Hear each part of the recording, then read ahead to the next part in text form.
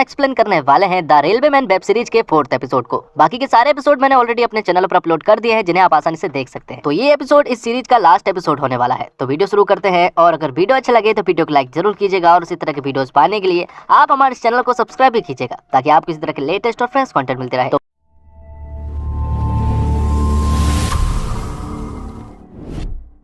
Fourth episode की शुरुआत होती है और हमें 1996 का सीन दिखाया जाता है, जहां पर पत्रकार केसवानी गैस लीक के 12 साल बाद जो है वो कमरुद्दीन की वाइफ से मिलने के लिए जाता है। जहां कमरुद्दीन की वाइफ केसवानी को बताती है कि उस हादसे के बाद से हमारा सब कुछ लुट गया और अब उसके पास कोई भी सहारा नहीं बचा है। जिसके बाद केसवानी कहता है कि तुम्हारा एक बेटा भी था, लेकिन उसका बेटा पूरी तरह से विकलांग हो गया था, मतलब कि वो अपनी माँ का सहारा तो बिल्कुल भी नहीं बन सकता है। उस गैस की वजह से, उस गैस लीक की वजह से वह अपंग हो गया था, और ऐसा भोपाल के बहुत सारे लोगों के साथ हो चुका है। आगे हम देखते हैं राजेश्वरी जांगले को, जिसके पास मिर्जा नाम का एक आदमी आता है। वो यहाँ पर दरअसल में यूनियन कार्बाइड के लोगों की तरफ से रिश्वत देने के लिए आया था, लेकिन यहाँ पर मिस जांगले ने उसे उल्टा सीधा सुनाकर यहाँ से भगा दिया था। अब आगे हम देखते हैं पत्रकार केसवानी को, जो कि मिस्टर एंडरसन के पास कॉल करता है, जो कि कार्बाइड यूनियन फैक्ट्री के केबिन में मौजूद था। तो केसवानी उससे कहता है कि आज से 2 साल पहले, मतलब 1982 में जो कार्बाइड फैक्ट्री में हुआ था, उसका सबूत मेरे पास है। उस वक्त एक इंसान की जान गई थी और उसकी रिपोर्ट की कॉपी मेरे पास है। लेकिन ये सुनने के बाद मिस्टर एंडरसन डरता नहीं है, बल्कि वो केसवानी से कहता है कि उस कॉपी के 78 पेज नंबर को निकालो। वो बताता है कि वो सारी चीजें बाद में जोड़ी गई है, और जो हमारे ऊपर चार्जेस लगे थे उसमें हम बेगुनाह साबित हो गए हैं।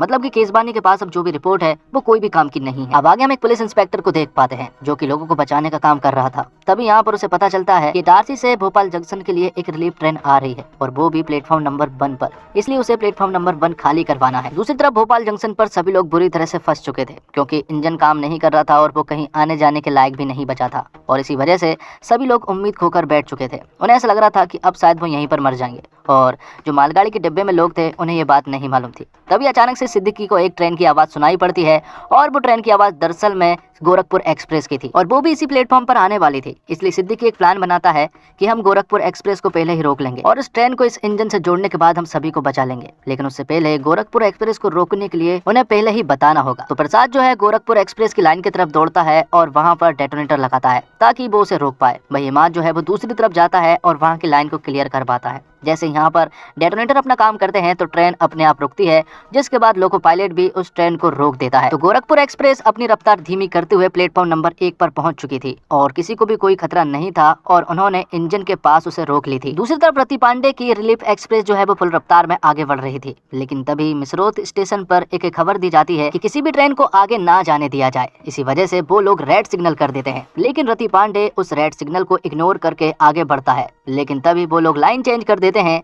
इसी वजह से जो रिलीफ एक्सप्रेस थी वो साइड लाइन पर आ जाती है, और आगे जाकर मिसरोद रेलवे स्टेशन की साइड लाइन पर रुक जाती है। तो अब गोरखपुर एक्सप्रेस जैसे ही रेलवे स्टेशन पर रुकती है तो सभी लोग जो है वो गोरखपुर एक्सप्रेस से बाहर निकलना शुरू कर देते हैं। लेकिन सभी को सूचित किया जाता है कि बाहर गैस फैल रही है, इसलिए सभी को अंदर फिर से भेज दिया जाता है। यहाँ दूसरी तरफ सिद्दीकी जो है वो उस रेल को दूसरी रेल से जोड़ देता है, और वो ये काम कर ही रहा होता है कि तभी वो देखता है कि भोपाल शहर के बहुत सारे लोग जो है वो इस ट्रेन की तरफ उमड़ आए थे। मतलब कि सभी के सभी शहर में नहीं रुकना चाहते थे, और वो इस ट्रेन में जाकर बस यहाँ से भागना चाहते थे। यहाँ पर सिद्दीकी लोको पायलट से कहता है कि हम 3 मिनट के बाद इस रेलवे स्टेशन को छोड़ देंगे। लेकिन भारी मात्रा में जनसंख्या हो चुकी थी, और ट्रेन के सारे डब्बे बुरी तरह से भर गए थे। अब आगे मिस जांगले को रति पांडे से बात करता हुआ देख पाते हैं। दोनों की बातों से हमें मालूम चलता है कि रति पांडे की हाल ही में जॉब चली गई थी, और वो भी मिस जांगले की वजह से। और हमें ये भी मालूम चलता है कि दोनों पति पत्नी हैं, और किसी कारण बस वो अलग हो गए हैं। लेकिन रति पांडे कहता है कि वो जल्द घर वापस आएगा। अब क्योंकि उन्हें रोक लिया गया था, तो रति पांडे यहाँ के स्टेशन मास्टर के पास आता है और उन्हें सारा मसला समझाता है, और कहता है कि तुम भी हमें नहीं रोक सकते। यहाँ दूसरी तरफ सिद्दीकी ने मुंह से कपड़ा निकाल लिया था और सभी की मदद करने में लगा हुआ था। और तभी यहाँ पर वो पुलिस वाला आता है, जो कि लुटेरा से कहता है कि 1 नंबर प्लेटफॉर्म पर रिलीफ एक्सप्रेस आने वाली है, इसलिए इस प्लेटफॉर्म को खाली करना होगा।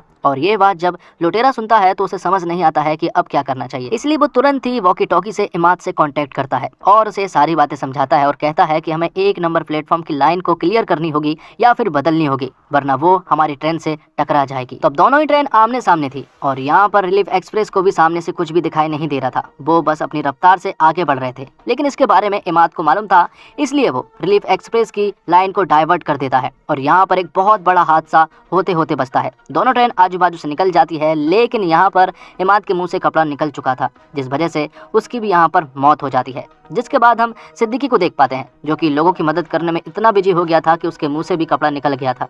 जिस वजह से वो भी अपनी आंखें बंद कर लेता है। लुटेरा उसके पास ही मौजूद था और आखिरी सांस उसने उसी के सामने ली थी।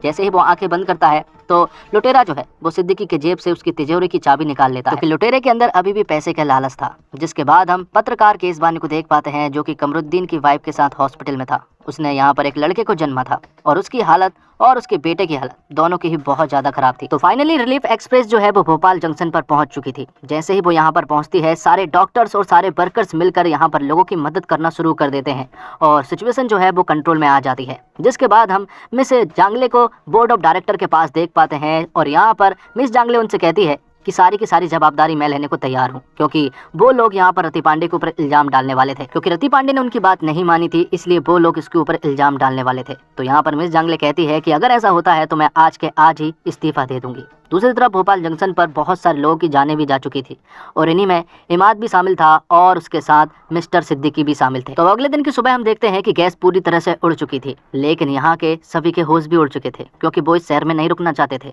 जिसके बाद हम देखते हैं कि भोपाल रेलवे स्टेशन पे जो तिजोरी थी वो पूरी तरह से गायब हो चुकी थी। मतलब कि लुटेरे ने वो सारे पैसे लूट लिए थे। यहाँ पर सभी को ऐसा लग रहा था कि स्टेशन मास्टर ने मौका देखकर सारे पैसे गायब कर दिए हैं और ये बात जब लुटेरा सुनता है तो उसे बिल्कुल भी अच्छा नहीं लगता है। जिसके बाद हम सिद्दीकी के बेटे को देख पाते हैं, जो कि अपने पिता को ढूंढने के लिए रेलवे स्टेशन पर पहुंच चुका था। बॉडी के नाम अनाउंसमेंट हो रहे थे, लेकिन सिद्दीकी सर का नाम नहीं था। तो अब जब रति पांडे को पैसे गायब होने की खबर मालूम चलती है तो वो तुरंत ही तिजोरी के पास आते हैं। जब वो फिर से तिजोरी खोलते हैं तो उसमें सारा पैसा वापस आ चुका था। जिसके बाद हम पत्रकार केसवानी और लुटेरे को साथ में बैठा हुआ देख पाते हैं। दोनों ही अगली ट्रेन से दिल्ली के लिए निकलने वाले थे। दूसरी तरफ हम देखते हैं कि भोपाल की एक जगह ऐसी हो गई थी जो शमशान से भी बदतर हो चुकी थी, क्योंकि वहां पर ढेर सारे लोगों को दफनाया जा रहा था और ढेर सारे लोगों को जलाया भी जा रहा था। पूरे शहर में बहुत ही बुरा हाल था। साथ ही हम यहाँ पर सिद्दीकी की डेड बॉडी को भी देख पाते हैं, जिसे दफनाने के लिए ले जाया जा रहा था। यहाँ पर दो लोग आते हैं और उसकी जब बॉडी को उठाते हैं तो अचानक से यहाँ पर सिद्दीकी जाग जाता है और यहाँ पर चिल्लाने लगता है कि सभी को बचाओ, क्योंकि वो रात के बाद से अब जाकर उठा है। और जब उसकी नींद खुलती है तो यहाँ पर वो अपने सामने बेटे को देख पाता है। सिद्दीकी यहाँ पर बच चुका था, लेकिन अभी भी वो पूरी तरह से सदमे में था। आगे हमें बताया जाता है कि इस गैस लीक की वजह से 15,000 लोगों की जाने गई थी, लेकिन रिकॉर्ड ये कहता है 21 से ज्यादा लोगों की जाने गई थी। जिसके बाद हम स्टेशन मास्टर सिद्दीकी को देख पाते हैं, जो कि यहाँ के शहीदों की एक लिस्ट देखता है, जिसमें इमाद रियाज का नाम भी था। जैसे ही वो अपने काम पर पहुंचता है तो उससे वहां पर मुलाकात होती है लुटेरे से। लुटेरा उनसे कहता है कि मुझे ऐसा लगा था कि आप जा चुके हैं, लेकिन सिद्दीकी कहता है कि मैं नहीं गया था, लेकिन मेरे जेब से किसी ने तिजोरी की चाबी मार ली थी। क्योंकि सिद्दीकी को यहाँ पे मालूम चल गया था कि दरअसल में यही बैंडित एक्सप्रेस है। तो वो कहता है कि मेरा नाम एक्सप्रेस बैंडित नहीं बल्कि बलवंत यादव है और अब वो ऐसा कोई भी काम नहीं करने वाला है। और इसी के साथ ये एपिसोड भी यहीं पर खत्म हो जाता है। तो दोस्तों, उम्मीद करता हूँ आपको वीडियो पसंद आई होगी। वीडियो पसंद आई हो तो वीडियो को लाइक जरूर कीजिएगा और इसी तरह की वीडियोस पाने के लिए आप हमारे चैनल को सब्सक्राइब भी कीजिएगा, ताकि आपको इसी तरह के लेटेस्ट और फ्रेश कंटेंट मिलते रहे। मिलते हैं एक और कमाल की वीडियो के साथ, तब तक के लिए आप हमारे चैनल के साथ बने रहिए।